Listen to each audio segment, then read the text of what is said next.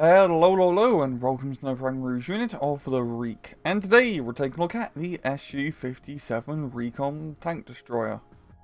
Early American tank destroyers were essentially just jeeps and half-tracks with various anti-tank guns fitted on top, such as 37mm, 57mm, and 75mm anti-tank guns. One of these early designs was the T-48, which was essentially a 6-pounder gun, but licensed under American production, mounted on an M3 half-track, and they'd build just over 900 of these vehicles from 42 to 43. It was initially meant to be used in British service under the Lend-Lease program for reuse in the North African campaign.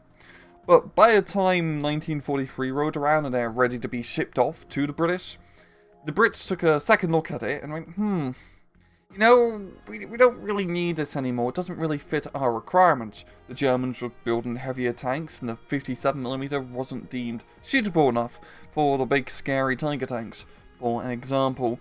And also, the 75mm gun was becoming the more popular choice due to its better high explosive characteristics.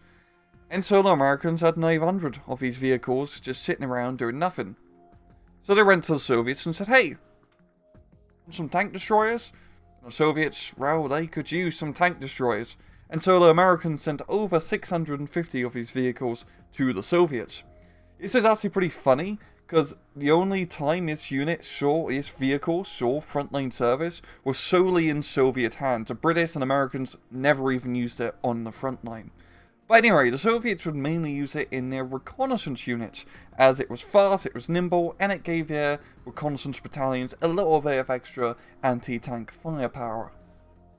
In-game, the SU-57 is a 50-point recon vehicle, available to 29th Tank Corps and the 1st Polish Infantry Division, and it has one weapon. That weapon being the M1 57mm, or in British terms, a 6-pounder.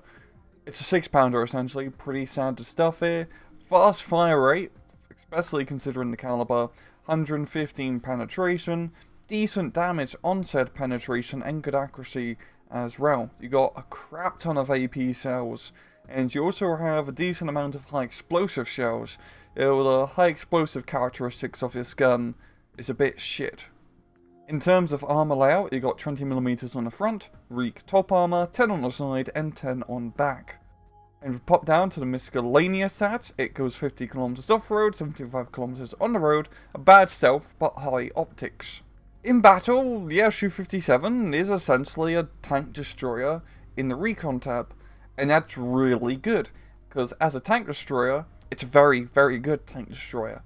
Yes, you may think, oh, it's only a 57mm gun, but goddamn, the 6-pounder in this game is an extremely potent weapon just due to the high rate of fire. You have the same rate of fire as an average Soviet 45mm, but with the extra penetration capabilities. So, it's pretty damn good at killing Stugs and Panzer IVs, German light tanks, etc., etc., and of course T-34s, because the Germans field quite a few of them as well. And on top of that, you have recon optics, high recon optics, which is one tier better compared to other tank destroyers, which have good optics, open-top tank destroyers. Yeah, it is. And it being a recon unit is a blessing and a curse at the same time. It's cool because you can sneak this thing behind enemy lines. It may not seem to be a sneaky unit, but in the opener and A phase, especially in a 1v1, you can rig this thing behind the enemy front line. And all you have to do is get it into a position to shoot a reinforcement road, and you can get some pretty damn good kills with this thing. But at the same time, because it's not a recon, because it is a recon unit, it doesn't affect the front line, so it's harder to capture units with the SU-57.